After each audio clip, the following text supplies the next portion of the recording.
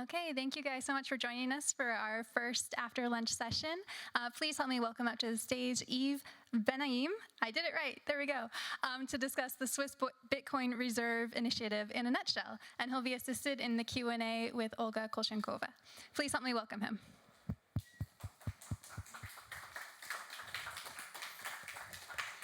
Thank you very much.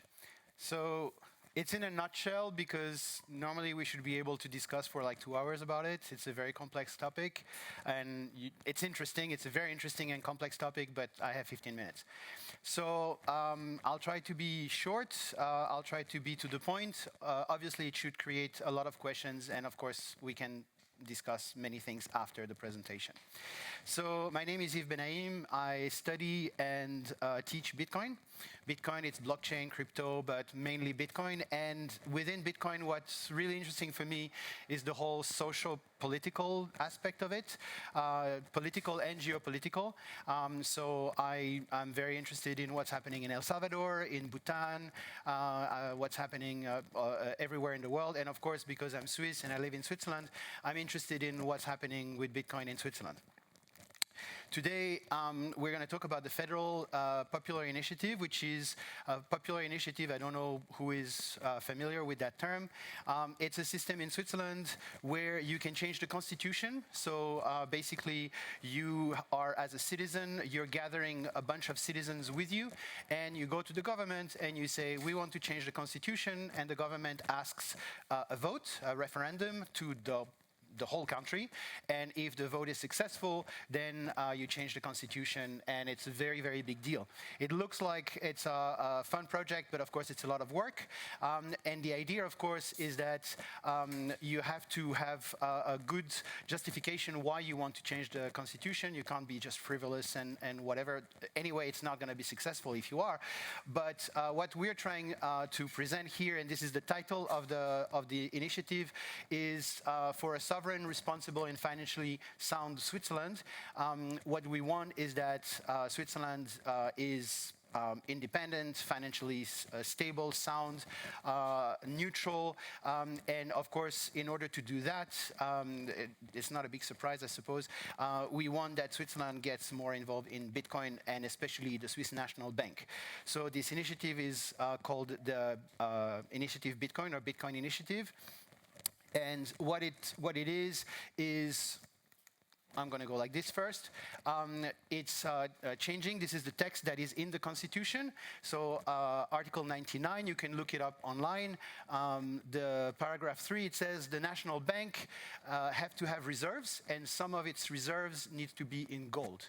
And this is already in the Constitution. And what we're adding is 3 words, which is "and in Bitcoin." As you notice, it doesn't say how much, it doesn't say how. They can have 1 Satoshi, they can have, half of their reserve. It doesn't matter because we're not telling them how to do their job. But what we want is that they have non-zero Bitcoin the same way they have non-zero gold. So just to go back to the mandate of the Swiss National Bank, the Swiss National Bank job, mandate, objective, and main focus is price stability and Swiss franc stability. They are not in the business of making money. If they make money, it's going to help them to ensure to execute their mandate. But of course, it's not like an investment fund. It's not either like a sovereign fund like some countries have, where they invest for the country. In this particular case, the Swiss National Bank is becoming richer and richer and richer. Their reserves are huge. It's in the news. Maybe you heard about it. But their point is not to make money. Their point is to accumulate reserves so that they can best execute their mandate later. And of course, part of the mandate, and this is the official mandate from the SNB's literature, they have to take into account what's happening in the world. They have to take into account what's happening in Switzerland, and they have to take into account, all kinds of financial changes that are happening in the world. In order to best execute their mandate again. So a little background about where we were, where it's coming from, and where it's going.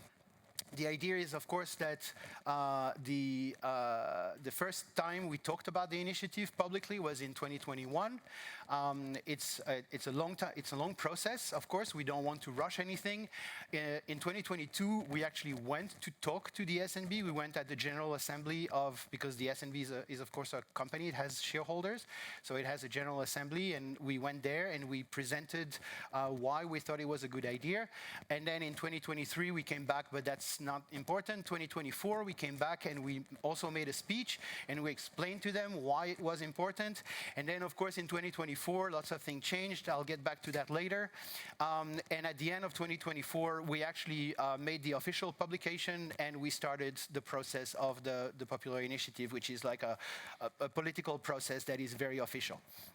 In 2025, we went back and at the General Assembly and we explained to them, okay, now quote unquote, you leave us no choice because we told you it would be a really good idea. You didn't believe us.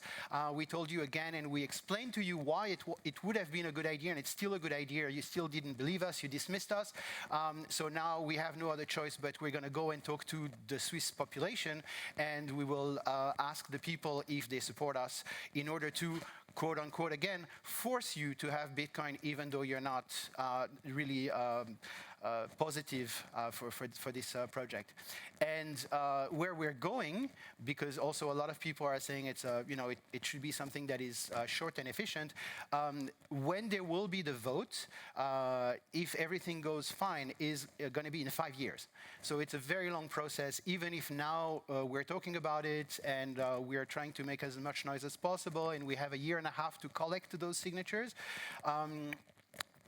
Even if everything goes perfectly and very, very smoothly, the Swiss population will not be asked to vote until at least 3.5, but usually about 5 years from now. So it's a very long process. So what happened in 2022? We went there. At the time, there was a different chairman, and he told us that it's not a problem for them to have Bitcoin. So he actually, as an answer, he said it's really a question of choice. They are not forbidden to have Bitcoin at the moment. They're not forbidden to have anything, pretty much. But they are saying we're not convinced. And part of the reason why they were not convinced are the same that we got in 2025 and 2024 before that. First is that Bitcoin is not liquid enough. And second, that there is too much volatility for Bitcoin. So I can go for 3 hours, but I don't have the time about how Bitcoin is the most liquid asset they could own right now. We can discuss about it. You can come to me and I'll explain to you why. And why fluctuation have absolutely no influence and should have no influence in their decision making. But the idea is the point of this is that they are not saying we cannot do it. They are saying we are not yet interested. It's not convincing enough. So why do we do the initiative? The initiative, of course, I should start by who we are not and what we are not doing. We're not against the SNB. We think that the Swiss National Bank is doing a really good job. At the moment, if you have been in Switzerland for a little time, you know that the Swiss franc is really good. You know that the Swiss economy is really comfortable. It's very predictable. It's very stable. If you live in Switzerland, you're very happy, mostly because the SNB is doing a really good job. So we're not against them. Also, we're not a political party. We're not backed by a political party. We're just concerned citizens who are saying this is really important that you're doing your job the best way possible. And we think that you're doing a really good job, but you have some tools that you could be using that you're not using. And we think it could be a problem in the future. So we think it's important to start now learning about those tools so that you can master them when you need them. And of course, why we're doing it. So the first point, of course, we're doing it because we want to have a political debate. We want to have better education. We want more people to understand what's happening with Bitcoin, but also what's happening with the SNB in general, what's happening with the Swiss franc in general. A lot of people are talking about the Swiss National Bank like if it was the European Central Bank, which is completely different, or like if it was the Fed in the US, which is completely different. They have completely different ways to function, completely different problems. And of course, the Swiss National Bank, a lot of people, even Swiss people, don't understand anything about it because, it's kind of boring. But we think it's very important because if you're using the Swiss franc, whatever the SNB is doing is affecting you. And if you are saving, for your retirement, your children, whatever, you want the Swiss franc to be strong, but not too strong. One problem that they have, just between bracket, is that if the Swiss franc is too strong, because everybody wants the Swiss franc, it will affect our export. It will affect our economy domestically. So they have a problem, and they're doing a really good job. But also, it's a job that I don't want to have. So I'm really not trying to tell them what to do. The second thing is we want just to diversify. We want that Switzerland, the SNB, understands that they are advocating for the best and the most diversified portfolio for their reserves. And we're saying you're diversifying in everything except one asset. So it kind of doesn't make sense. I'll get back to all of these in 1 second. With this diversification and this understanding of Bitcoin, we want that Switzerland can benefit for better neutrality and better sovereignty on a geopolitical international level. And this is also very, very important, and you'll see in 1 second why we're really focused about that.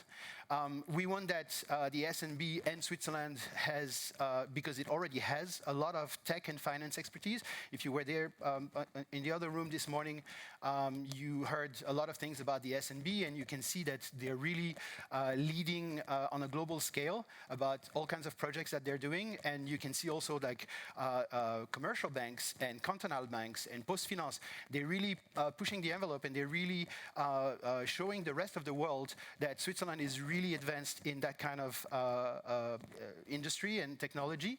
But at the same time, the SNB says this is something we don't want to touch. So there is also a disconnect with that.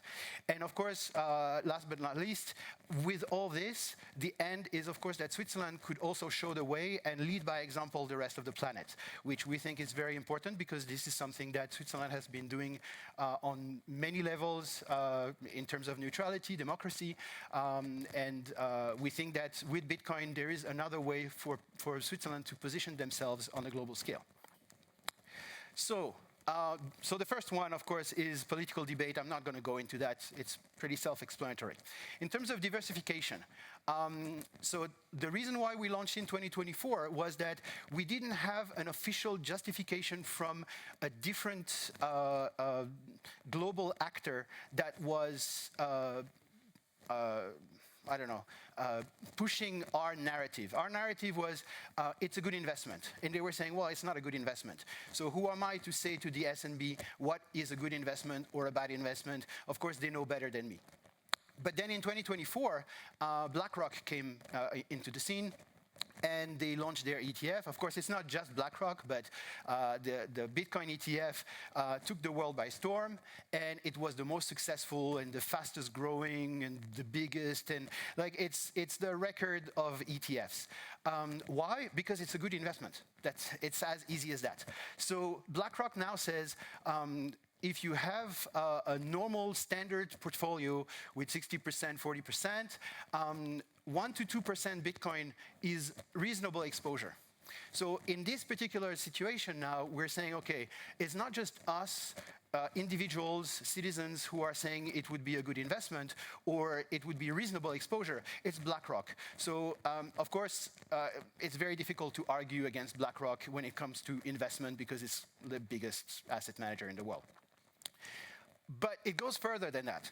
The problem with diversification is that the Swiss National Bank today owns MicroStrategy. So you all heard about MicroStrategy, they changed their name. It's a company that buys a lot of Bitcoin, and then they issue debt or stock as collateral. But their business is, and this is from their website, they say, we are the world's first and largest Bitcoin treasury company. So their business is, the value of their business, the activity of their business, and the value of their share is literally the holding of Bitcoin that they own. And the SNB today, because they own all kinds of shares from all kinds of companies and all kinds of assets, they own also MicroStrategy. They own 639,800 shares of MicroStrategy, which is 25% of the company. It's really tiny. But the thing is, MicroStrategy, they keep buying Bitcoin. They buy, they buy, they buy. So today they have a ton of Bitcoin, which means that indirectly, by having all those shares, this Swiss National Bank today has the equivalent of 1,500 Bitcoin, indirectly. So it's good because they're exposed to the fluctuation going up and down, but they just told us they don't want the fluctuation. So it's really interesting because they're saying it's a good investment because it's a share and it's liquid. But the problem is MicroStrategy is traded in US dollar. It's denominated in US dollar, and it's traded on an American jurisdiction, on an American stock exchange. So they have all the advantages of Bitcoin, but without, I mean, all the disadvantages of Bitcoin, but without any of the advantages. So this is where we start having a problem and a disconnect, because they're saying, yeah, but it's liquid and there is no volatility, but in reality, they have all the problems of Bitcoin without the advantages. But it goes further than that, because now I'm talking about one particular stock. So you're saying, yeah, of course, they invest in dollars. Everybody invests in dollars. As long as you diversify and you have, you know, a very diversified, flat portfolio, you have a little bit of everything, you should be okay. The problem is, the total asset of the S&B is 854 billion Swiss franc, but 88% is in foreign currency investment. Why do they do that? I'm not going to go into detail. There is Mr. Moser from the S&B. You should go and talk with him because he's a great guy. He will explain better. But what they want, as I was saying earlier, is that the Swiss franc is not too strong. So if they don't want the Swiss franc to become too strong, they have to invest in other assets in denominations that are not the Swiss franc. So, of course, they will invest in all kinds of foreign currencies, but and of course, and it works, and it's fine. It's a really good strategy. But the problem is 39% and 38% is in US dollar and euro. And this is not really super highly diversified, because it's too much in just two different foreign currencies. And of course, we have a lot of negotiation with Europe. We have a lot of commerce, of course, but we also have a lot of negotiation. If you read the news, you see that Switzerland is discussing with the European Union about sovereignty, neutrality, and everything. And of course, the US is also telling us what to do more often than not, because we depend on the dollar like everybody else. So we have a problem with that. But it goes further than that. The problem is that if they were investing only in US dollar denominated assets, like shares and you know, all kind, even currency, it would be one thing. But they invest in the American debt, the European debt and the American debt. So more than half is government bonds. So what happens is, if we sum it up a little bit roughly, Switzerland's Swiss franc stability is dependent on the debt of other countries. And this starts to become a little bit uneasy when you have more than 50% of that.